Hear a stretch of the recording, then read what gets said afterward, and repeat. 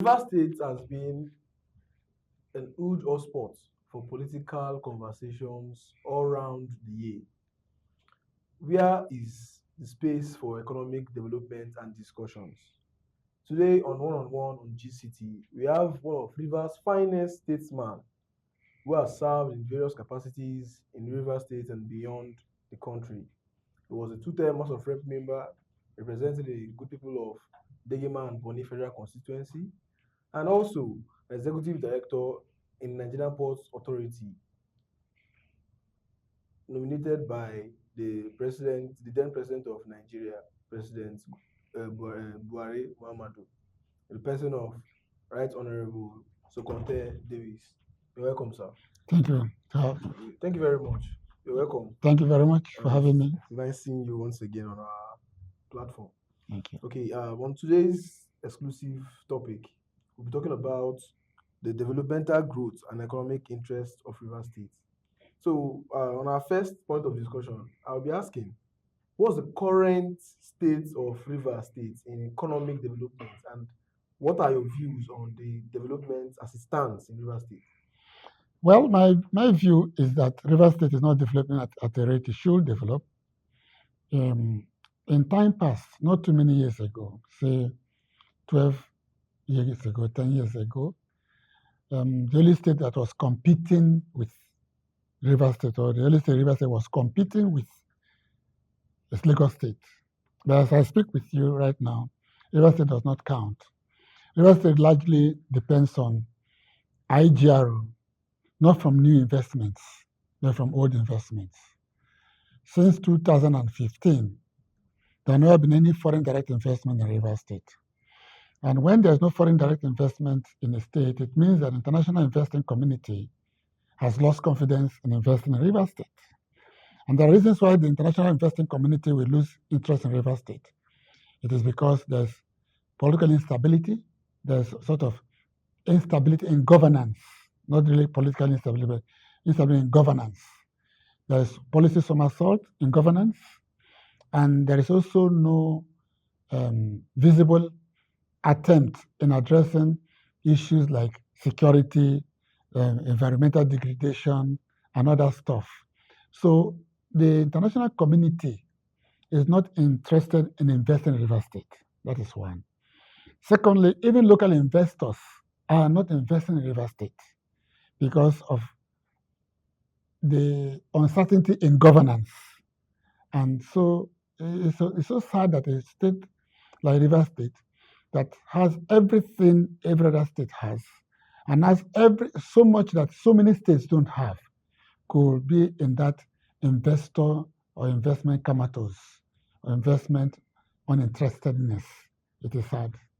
Okay, in your response, you mentioned instability in governance. In governances. Who is to be attributed the fault of governing instability? Is it the political class that are in government already, or it is the fault of the general public? No, it's not the fault of general public. It's those who are in governance, both not both. In fact, at the federal level, there's one super person that determines everything at federal level.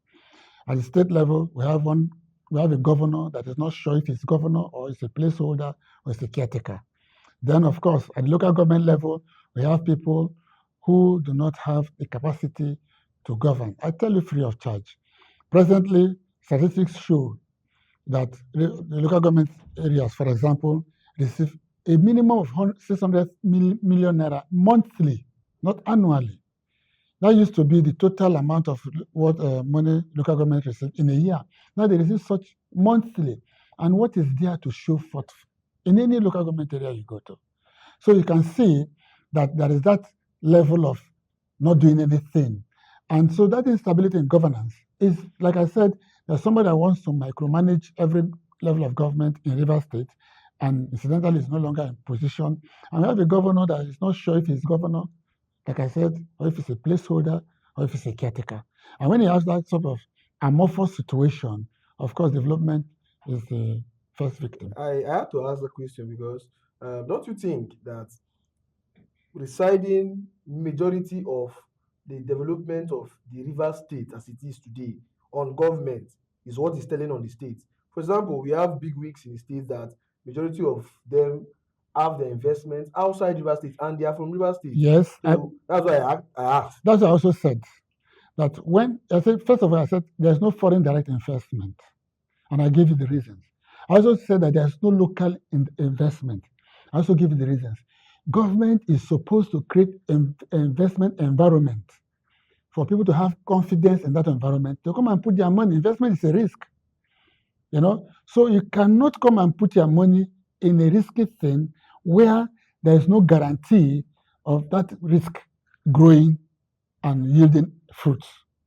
So it's just like knowing fully that this ocean, and you don't have the apparatus to dive into the ocean to get what you want, and you throw in whatever you have into the ocean. But if you have the apparatus, maybe safety gadgets and everything, you can now attempt it. So that is what Riverside has done. The government has not made anything to give investors that confidence that you can come and invest. And when the private people don't invest, growth and development are adversely affected. Okay, as a one-time executive director of Marine Operations and the Nigerian Ports Authority, Yes, sir. and given your experience, what's your blueprint to harness the blue economy of River State and also to drive it, the economy of River State, to a positive direction? Yes, you see, now that is where I have concern. We had the governor when I was in NPA, whose interest was to run down federal government agencies.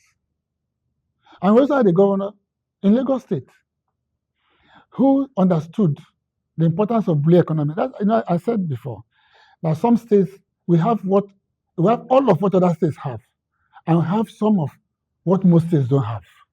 River State has everything Lagos State has, for example, and Lagos State does not have everything River State has. Now, the Lagos State government, for example, understood and knew, according to the statutes, that every approach to the waterways, 100 meters to the waterways, belongs to the federal government, and went into partnership with the private investors and federal government to build the Lekki Deep Sea Port. And I was there at my purview. River State, and to build the Lekki Deep Sea Port, it's a deep sea port, but some level of dredging needed to be done. We have Bonny, we don't need any level of dredging. You don't need to invest anything on dredging. And there are companies that want to set up deep sea ports in Lagos, in River State, in Bonny, for example. And the River State government, instead of partnering with such people, they are being asleep. So River State needs to harness such opportunities. The blueprint is there. What even needs to be done now that finally, it's also a federal government project that you can now drive to Bonny, it makes it easier. Around that area, you can now even build an industrial park and also link it up, cause the coastal road and coastal rail to be linked up to that place. So you open that axis. I don't know if you have gone to that place. So you can see that it's an axis you can open up for enormous economic activities. Along that line, you have some of the best natural beaches in the world, which can now develop tourism activities. So these are the things when you talk about blue economy and other stuff. Okay. Now I see motorized aqua sports in Lagos, and that is in a lagoon. But we have places that can easily do it, not just in a lagoon. These are the things the state needs to be interested in. But instead, they are talking of who controls structure or who does not control structure. The possibility of these things is visible if we have a blueprint. But again, considering the status of Nigerians' politics and governance, do you think since the emergence of democracy in 1999, we have had that political willpower for the federal government to partner with us, considering the current state of politics being played in Nigeria? It's not a matter of politics being played in Nigeria. Let us take Abia State, for example. The governor is adjudged to be performing. I'm not adjudged to be performing. I have been to Abia State a few times, and I see the difference. It is the same politics the same state government. Is it performing on infrastructure or Infrastructure. on investors coming in, trooping into And the investors are coming in. President Labia said he's generating his own electricity. It's a private investment. Investors have confidence. Let us go to Ebonyi State. Ebonyi State is one of the states that produce rice in this country. It's private investment. It's not state investment. What it does for the state, it increases the state IGR because taxes are paid. There are moratorium, a period of moratorium, and I've passed that period of moratorium. It's because of confidence in the government, the activities of government. Government has created an enabling environment of peace, security. Government is doing those things it should do, that creating access and accessibility. And when access and accessibility are created, investors come in because it now reduces the cost of production in that place. So investors are no longer coming to say, how much are we going to spend in generated electricity or power? That cost of generating power or electricity has reduced. So it reduces the cost of production. And when cost of production is reduced, it means it also increases profit. Return on investment is higher. So more people come into that place. So these are the things I'm talking about. So it is government must deliberately create environment for investors to come in. But now what you have is investors are creating generating power for themselves, they are generating water for themselves, they are cleaning up the environment for themselves. Whereas the government should put in policies and agencies that will do this and be at profit to people, businesses, and also pay taxes to government. It's only willing and knowing governments that can do that. It's people that are focused on governance and not focused on politics that can do that. The moment you leave, there's a time for politics and there is a time for governance. And the time for governance is after elections have been won. The moment the elections are won, politics take the back seat. It's towards election that politics can begin to come up. And of course, it's allowed. Everywhere it's allowed. But when you spend all of your time playing politics, arguing who should control which structure or not, and I don't know the structure they're talking about, then we begin to see this investment comatose, investor disinterestedness in the environment. Okay, you have been a key player. I believe you're still a key player in maritime sector over the years.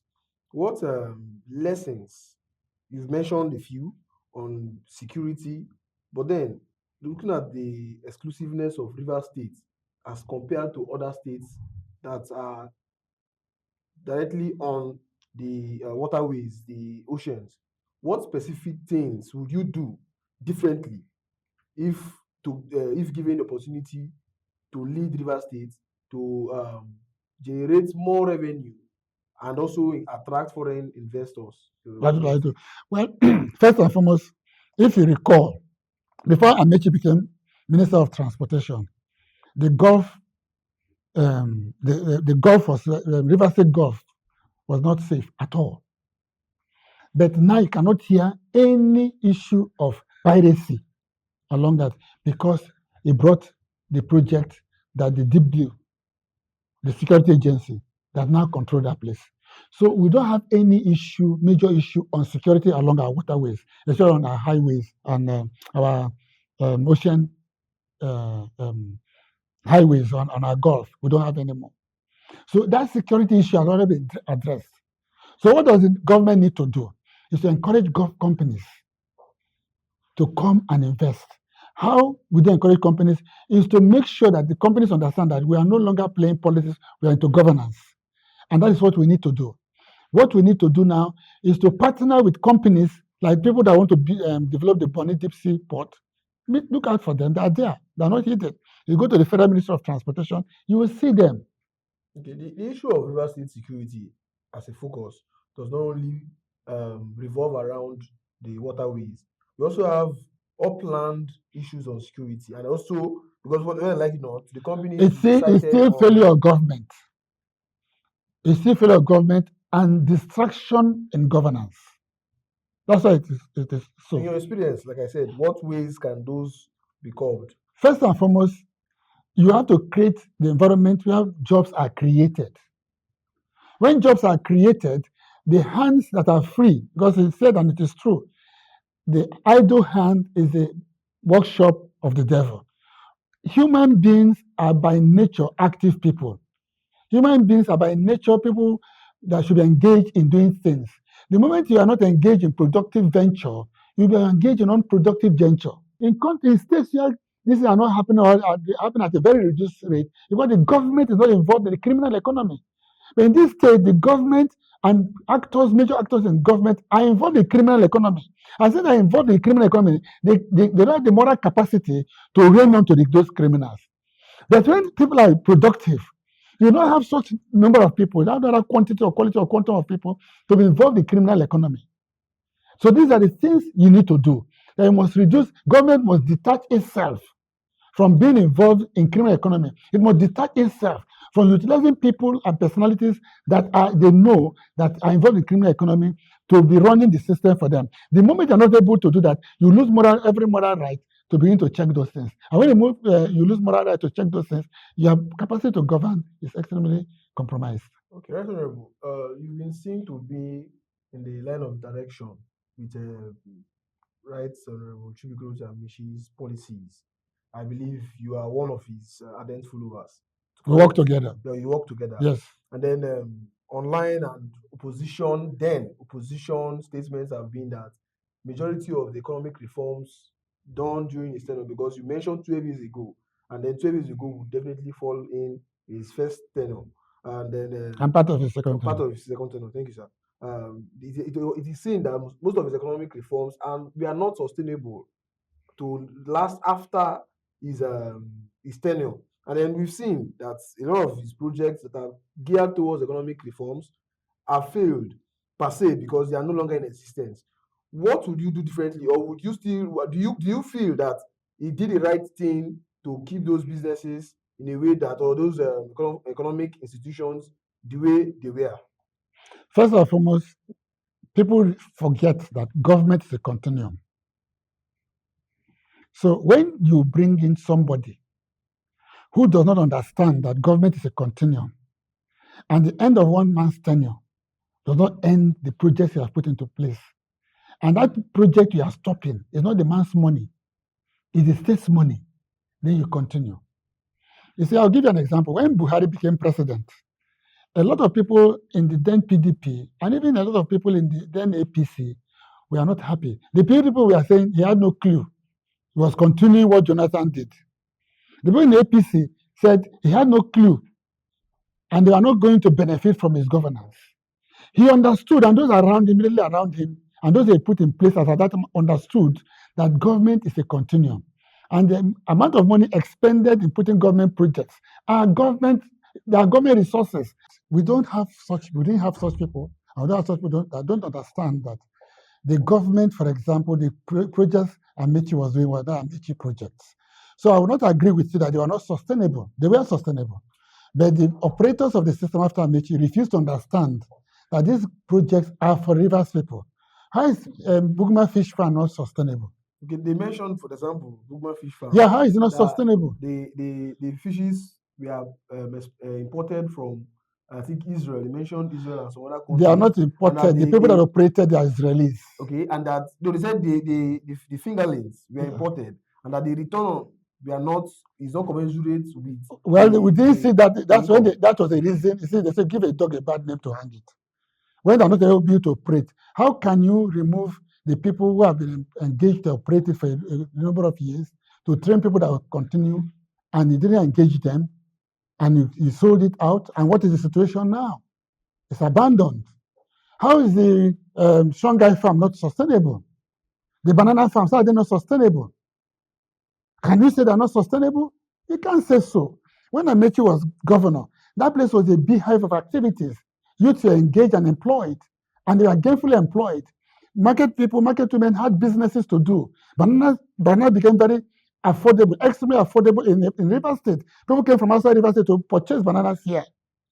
So how is it not sustainable? We just have had people who are bereft of ideas on how to run government. The interest is how to gather IGRO and share among themselves. And that is what they understood about governance. They don't understand that they have to build roads. They start building flyovers in their second tenure, towards the end of their second tenure, building 13 or so flyovers in 2 local government areas, neglecting all the other 21 local government areas in River State. These are the people we talk about. So then they talk about sustainability. What did they create that is sustainable? One thing. You show us one industry they created that is sustainable. Not any. So some of the ones that Amaechi built, secondary schools, they themselves are converted to universities. That was the quality. Secondary schools, they are converted secondary schools to universities. And I remember Shakara, then governor of Kano State, when he came to visit, Amaechi was deceiving people, he was building universities and calling them secondary schools. He has been proved right. Maybe Amaechi was not deceiving people, but the quality of the infrastructure was at that level. These are people that think. People travel and see what they enjoy. In Rivers State, when Amaechi was governor, for example, private schools were having a difficult time running their schools because people were leaving private schools to government schools. What were you looking for a private school that you don't find in government? In good quantity, in good quality, and at a cheaper rate. So these are the things we're talking about. So when you have people who don't think, whose interest is to grab for themselves with with very obscene sense of accumulation of wealth, these are the things you talk about. So these are the things we talk about. So now that they're not sustainable. Like 160 public health centers not sustainable. Why is it not sustainable? Because people were not ready to run it. When Amaechi was there, why were they working? Amaechi one day, at one fell swoop, increased the medical personnel in Rivers State by 200%. In one fell swoop, employed 13,000 teachers. That is capacity. That's what I'm talking about. Why is it not sustainable? It's sustainable, but those who took over from him never knew what to do. They are not thinking. Okay. And they are abandoned. In other lights, education and healthcare is one way to reform the economy, because when you have better trained students or better trained people in schools, or when you have good schools, it reflects in the kind of decisions they make, not just selling on the roadside, but it also enables citizens of the state to also impact or to also involve themselves in the big, for example, the oil in the sectors. What would you do differently compared to what has been done in the states for the past 20 years, from 1999 till now? What would you do differently when it comes to healthcare and education? We have studies that have told us that we can provide education for every Rivers child from primary school to university, and also to pay bursary free of charge. Every. And these are things that should be done by government. Any meaningful government should do that.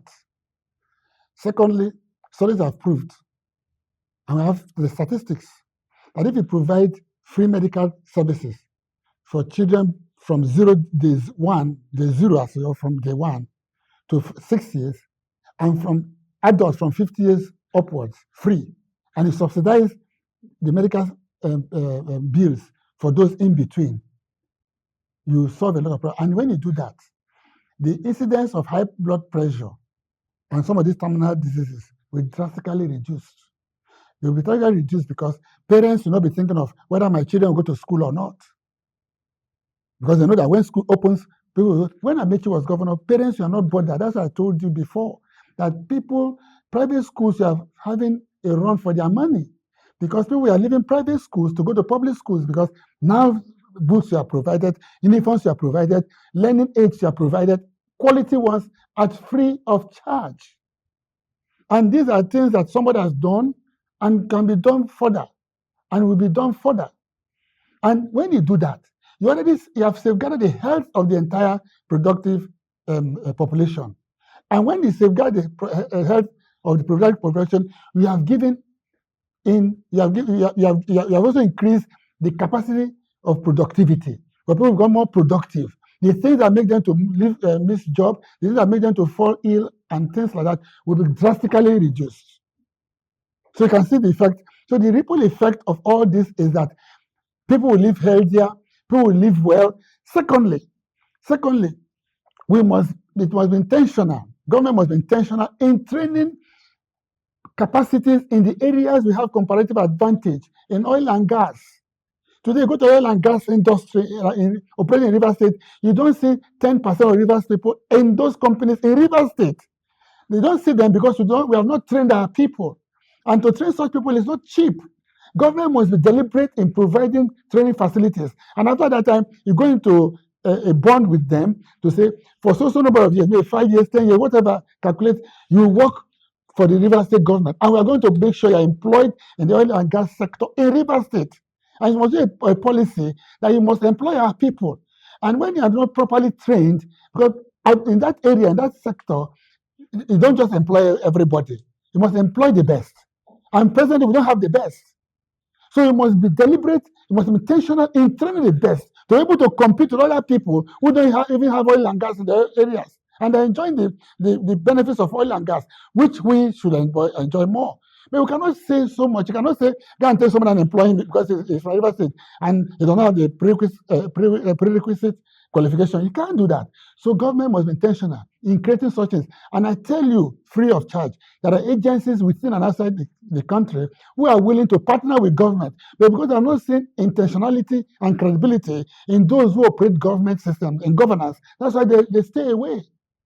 So these are things that have to be done. Deliberate, it must be intentional. Resources must be brought out because the trickle-down effect, leave out the trickle-down effect, the payback, the return on investment is far more exceeds what you are seeing now. But our problem is that we want quick wins. We want 100 days in office.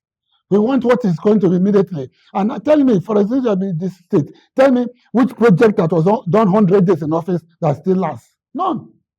Okay, Right Honorable, let's talk about political parties, its members, and ideology on economic reforms. The days of the PDP in River State, and then today we have the APC as the governor of River State. Your party is the African Democratic Congress, the Yes, sir. of the ADC. And then most times the federal government reflects on the state government. What is the economic ideology the ADC has? Not just to, I believe that the ADC's interest is not just to grab power, but to grab power and make it work effectively for the common man of Nigeria. What economic reforms does the ADC have as an ideology from the federal down to the state level? And how do they tend to grab this power and make the economic reforms work? The ADC is not poisoning itself to grab power. The ADC is poisoning itself to take over power and provide an alternative forms of government and governance to the people, both at the state level and at the federal level. Let us take the issue of removal of subsidy. The argument is, should it not be, or should it be? It should not be if you don't know what to do with the proceeds from removal of subsidy. If you don't know what to do with it that will benefit the people, don't remove. Just like we are saying now. People remove subsidy. And what are they doing? They are sharing the money among themselves. So the increase in LGA allocation and Is seats, one of those things. is it not a positive? Positive. What have you seen in your local government area, for example? And then the local government, Yes, what have you seen? Should be responsible. Wait, that's what I'm asking now. If they should be responsible, I agree with you. So yes, you have increased, you have removed subsidy. You are giving the money to local government areas. Good thing. What have you seen your local government area, for example, has done with that increase in revenue? I've not seen any in my local government area. So is the reason you have removed that subsidy, is it to share to politicians and In offices? the local government area, we saw on the news recently that the LGA chairman just bought vehicles for councillors. Is that not a that's a very good one. That's the people who are benefiting from the vehicles bought for councillors. That's a big And win. it's a good one. That's what the people want. 17 councillors in a local government area of close to 400,000 people. So when 17 councillors have new cars, the local government of 400,000 people are now happy. That brings now roads to them. It increases toilets for them, right? There are factories there producing things, right? There are facilities, youth facilities and health facilities. Their schools are improved. School uniforms are bought for school children because 17 councillors have bought cars. True. You can see what I'm talking about. So you remove the subsidy, sharing the money to them. In the case of removal of subsidy, we have not stopped borrowing. So why do we remove subsidy for what? Because removal of subsidy should lead to reduction of borrowing. Yes, as a government, you cannot stop borrowing. That's the truth of the matter. But look at the rate you are borrowing and look at the subsidy you have removed. In this regime of subsidy, the government borrowed 84 billion naira. In the removal of subsidy, the government has borrowed 134 trillion naira. and you have not stopped borrowing. And we are not seeing what you are using it for. When subsidy was there, for example, that Buhari, loans were tied to projects. Here, loans are just borrowed. They are just taken. So these are the things. So if you don't know what to do with removal of subsidy, you don't remove. But when you know what to do with removal of subsidy, you remove. But before you remove subsidy, you provide safety nets. That's what they call it. Because in every society, there are those who are vulnerable. There's no country in this world that you don't have the vulnerable. You must make provisions for the vulnerable. So that when because when you remove subsidy, there will be adverse effects for a while. And that's why those vulnerable people must be able to survive. He didn't do that. That's why hardship and hunger and suffering has passed, even now it's affecting even the so-called middle class terribly. No more middle class in this nation. We have the class of the haves and the class of the have-nots. And by economic principle, you know that the class of the haves, they are about 3% of the population. So 97% of the population are within the have-nots. Okay, that's honorable. In our concluding question, what is your message to Rivers people on the best path towards economic stability, prosperity, and sustainable The message to development Rivers people, as it concerns the 2027 yes, general election? the message to Rivers people is that they have seen that they have been abandoned in governance, and that we are coming with an alternative platform that will restore hope for them. And when the elections come on the 16th of January 2027, on the 6th of February 2027, they should vote for the African Democratic Congress that will restore hope, that will make sure that their children from primary school to university will go to school free of charge. Their children in university will have bursary that will use to meet small runs to reduce the pressure on their parents. We should prepare that from day one the child is born to year 6, the parents will not need to pay any medical bill.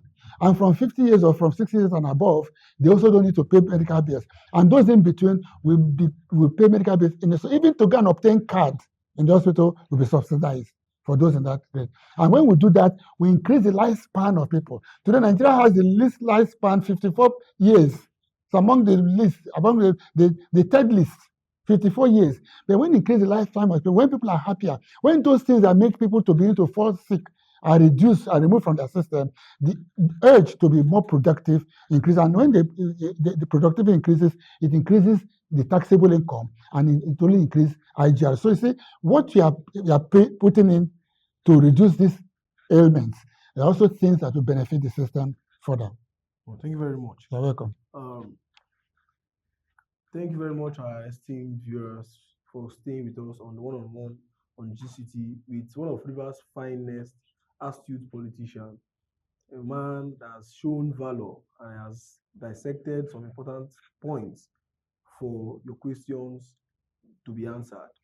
I remain Chief Inye Ibokroma George, and this is GCT. Stay with us as we bring you exclusive topics on important points and important issues affecting the Nigerian state for the economic growth and stability of our country and our dear state, Rivers State. Stay with us as we bring to you more topics coming weeks. Thank you very much. Thank you. Ngwemete.